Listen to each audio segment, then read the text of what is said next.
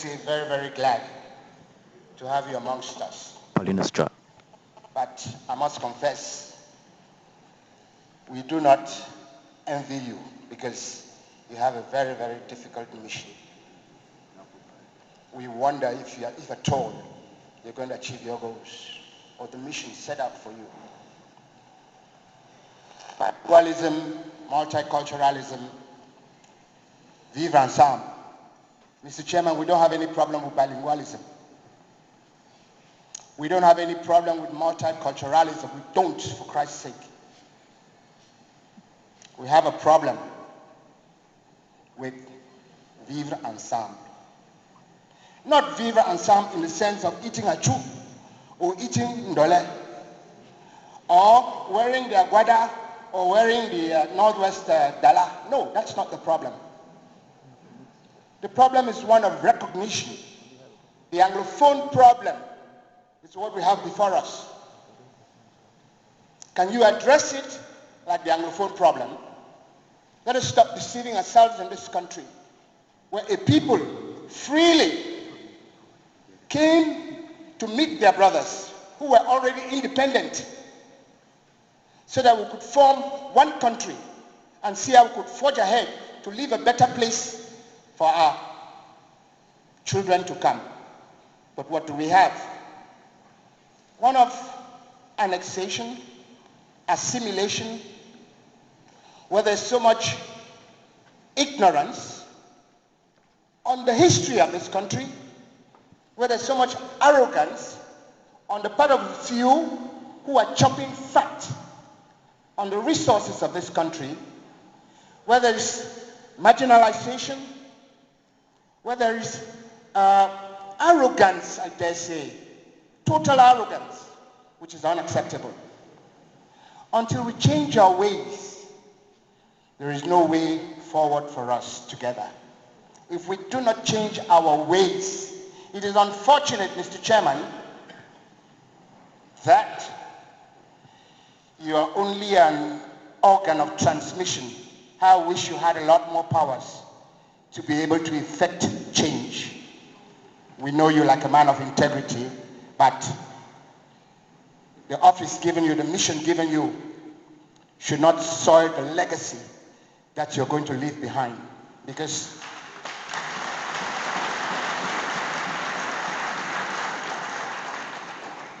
history tomorrow is going to judge all of you here. Whether you like it or not, history will judge you.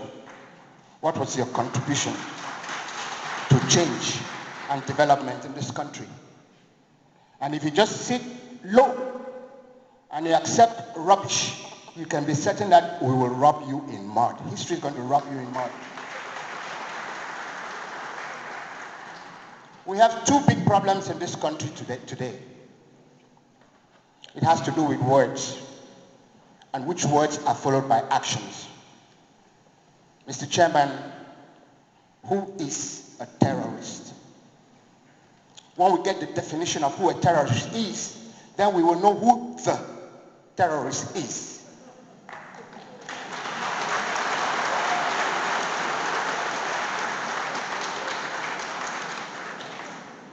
A terrorist, well, ordinarily speaking, I don't need to go to the dictionary, someone who terrorizes others. There are various forms of terrorism in this country. We know today, in actual fact, I was so glad the other day on the 20th of May watching television when I saw sons of terrorists at the Unity Palace. The sons of Nyobe and NS Wandi, who yesterday were terrorists by the definition of the government of the day, and who today have been rehabilitated. But what happened to them and to their fathers? They were hanged, beheaded. There was a lot of blood. As we are seeing today, we will call freedom fighters terrorists. But we forget to know that the greatest terrorist today in this country, thank God you said we can say what we said, what we like or what we know without any fear of repression. The greatest terrorist today in this country is the state. It is the state. State terrorism is going beyond bounds. It is going beyond bounds. You kill innocent civilians, unarmed civilians. You raise out villages from existence. You sign decrees that people should move out of their homes and go over to where they feel safe. People have to move to the forest. And when people stand up to fight for their rights, to fight for their recognition as citizens of this country, you term them as terrorists. When you term them as terrorists and you send out soldiers with guns behind them, what do you expect? These soldiers are trained to kill. They will kill those innocent people. Because, and they're killing, Mr. Chairman, thank you very much. They're killing because you have sent them out to go and kill. They know how to take instructions. When they take instructions, because you have labeled our children, our brothers, our fathers as terrorists, and then you want to say, oh no, you are not part of that kind of carnage. No, you are. And you will be held squarely responsible for it. I am sorry, those of us, those of you, who from far and near think you might not have, or who directly know they have something to do with it, you will have to answer to history. You will have to answer to history. Terrorism, what I see, I cannot go to my village.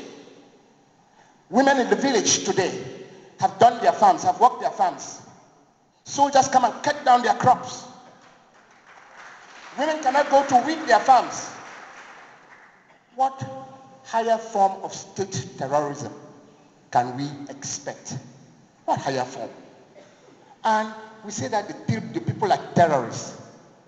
There are various forms of terrorism. The amount of money we are spending to check terrorism, to kill people, do we know what that money would have done if it was to do the Bamenda Ring Road that maybe you people promised us? When I say you people, you must excuse me, but you are members of government and you are people of government. So you have come before us. You promised to give us, you promised us this road more than 30 years back. And nothing has been done about it. But people should just sit and fold their arms. The amount of corruption we have in this country today. How many people are dying as a result of corruption? A lot more people are dying from corruption than terrorism. A lot more people. Tribalism that we have. Nepotism. All forms of ills. And we say that we want to live together. It's a difficult exercise. And that's why I say I do not envy you. I wish you had a lot more powers. Mr. Chairman, the second point has to do with who is a secessionist. When we get to know who a secessionist is, then we'll get to know who the secessionist is. Seceding from what? From a whole. Means you're part of something. And then you want to break away. If you do not recognize me as a part of a whole, then don't dare you call me a secessionist. The history of Cameroon does not start with German Cameroon.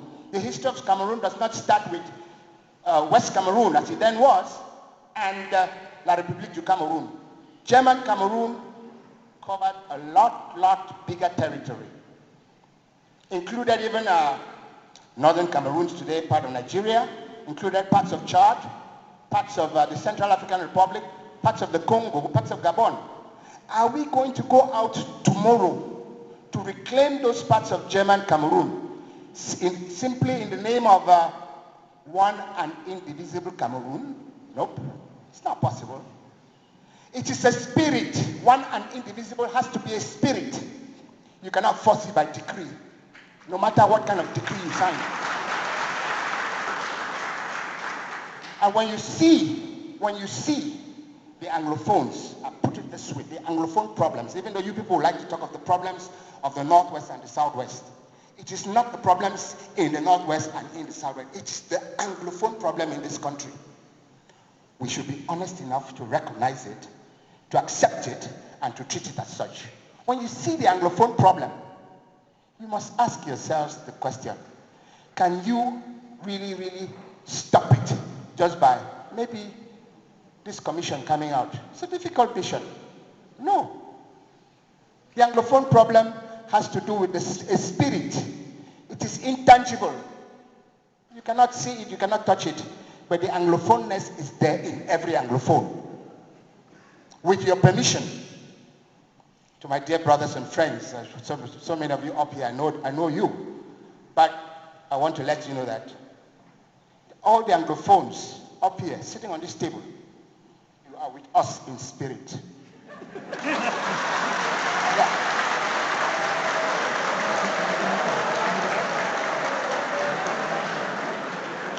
You are with us in spirit. And our Francophone brothers are fully aware of that. Are fully aware of that. The problem is, how do we live together? How do we live together? Dialogue. Dialogue. So many people have given that suggestion. Dialogue is the answer. And I don't know whether the meeting that we are having together is part of this inclusive dialogue that has been recommended by so many instances. If the meeting that we are having with you here today is part of this dialogue, then I dare say again, it is unfortunate. Because I ask myself the question, those of us who are sitting here and those of you up there, are we truly representative of the two parties involved? Because two parties there are. The Anglophone on one side, not the Francophone on the other side, but the government on the other side. The government. Because like I said before, the Francophone and the Anglophone, they do not have any problem. If there is a problem and we want dialogue, are you capable of, are you and those of us here capable of talking and bringing about a peaceful solution to this problem? If we cannot bring about a peaceful solution to this problem, then we should be honest enough. And there again, you must excuse me. You must excuse me. Luckily, the chairman said we should talk not from our lips, but from our hearts. If those of you up there, if it is difficult, if it is impossible for you to achieve this mission, there's one little thing that I grew up learning, enjoying, the spirit of resignation.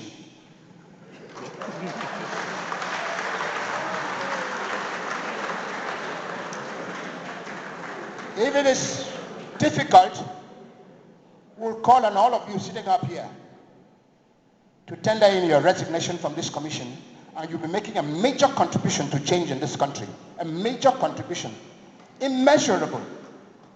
So we are calling on you to give peace a chance. Call that inclusive dialogue.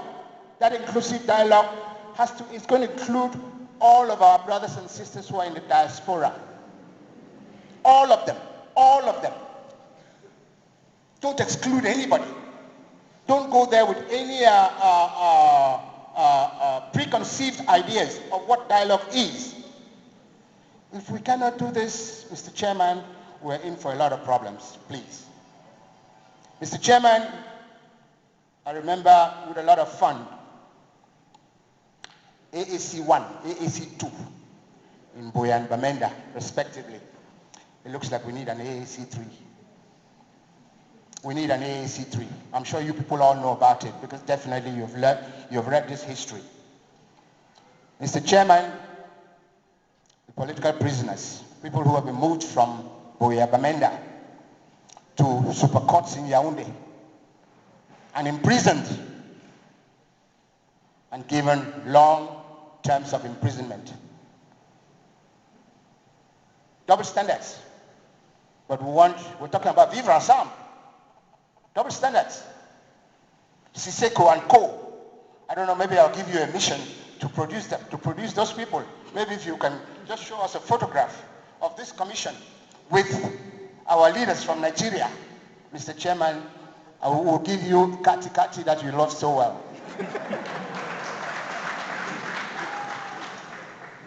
Mr. Chairman, I beg you one more time, Let us stop the carnage.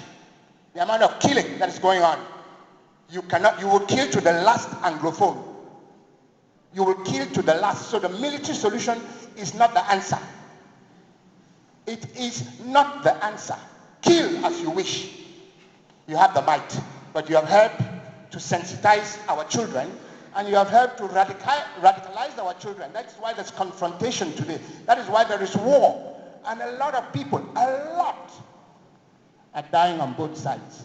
But we don't have the courage to make the publication. So, Mr. Chairman, I beg you and your commission, you have a responsibility before us and your children to go down in history as people who really try to bring about change, who try to solve this problem, which you identify. You have that responsibility. I know we are always afraid when people talk to us. I mean, when I say we are afraid in this country when people talk to us about the kind of legacy that we want to leave behind. So, but when you and I, all of us, will sit down in the quiet of our hearts, we should look at the future tomorrow when we are no longer there. What Cameroon do we want to leave for our children? Thank you very much.